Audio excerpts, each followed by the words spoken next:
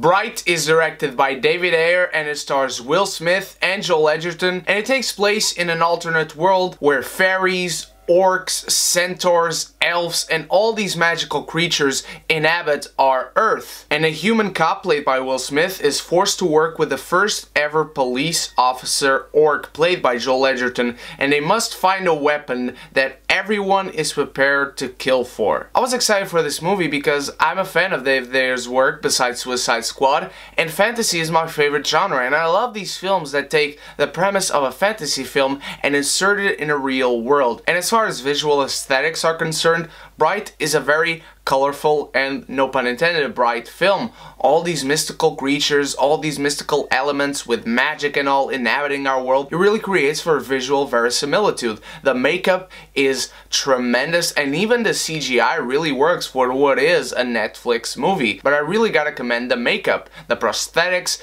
the practical effects in this film, they are all tremendous. And Will Smith and Joel Edgerton have great chemistry on screen. Their characters are turned around a bit in my opinion. They should have done them differently, but we'll get to that. The chemistry between them is what carries the film and carries you as an audience member as you're watching it. If not for the chemistry and great acting of these two, you would not be willing to watch this film. I'm just going to say that. Bright also has the social and racial commentary throughout, and it was really not used in the right way in my opinion. It's very overt and not subtle at all. It's very in your face, and sometimes it feels really mean-spirited with some jokes that they put out there and some scenes that are blatantly obvious, trying to use commentary as some kind of social justice thing, and really comes across the wrong way. Also, in a world where we share life with these mystical creatures, it really feels awkward that orcs and fairies are the only ones that are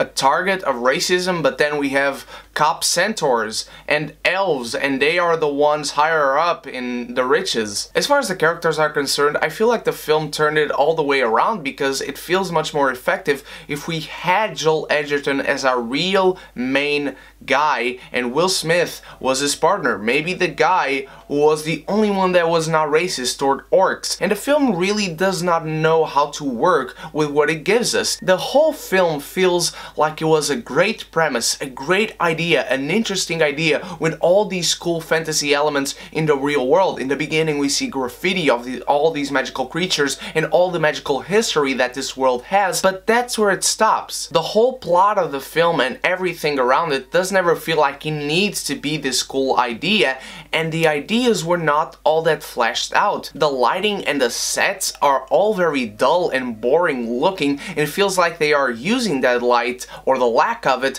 to hide away some of the lesser elements of the film that they could not get around of. Ayer is very well known for using violence in his films in a very gritty, realistic, street gang-like way, and he overindulges himself a bit in this film. The violence sometimes just erupts out of nowhere for some reason, and the story as it progresses does never feel like it carries any weight or urgency. I never felt afraid for the characters in this film. They find this young elf who has this MacGuffin that they need to protect and to avoid this certain person from finding. Noomi Rapace, who's this villain who's after this certain object, she is not in this film much. She does not pose a great threat, and she does not have that much of a presence. I would tell you if she gave a bad or good performance, but she does not give much of a performance at all. Bright feels like it never left the premises stages, and it had an awful execution about it. There are many moments of referencing stuff that would have carried much more weight if presented earlier. It's not subtle where it needs to be. It does not fully embrace what it needs to fully embrace. There's some bad dialogue, too many ex machina moments, good acting on our two leads, but beyond that it just never seems to work, and it just feels like a weak effort overall that, if not for the two main stars, would be unwatchable. It doesn't know what it is, and by the end it made me feel like Clark Gable.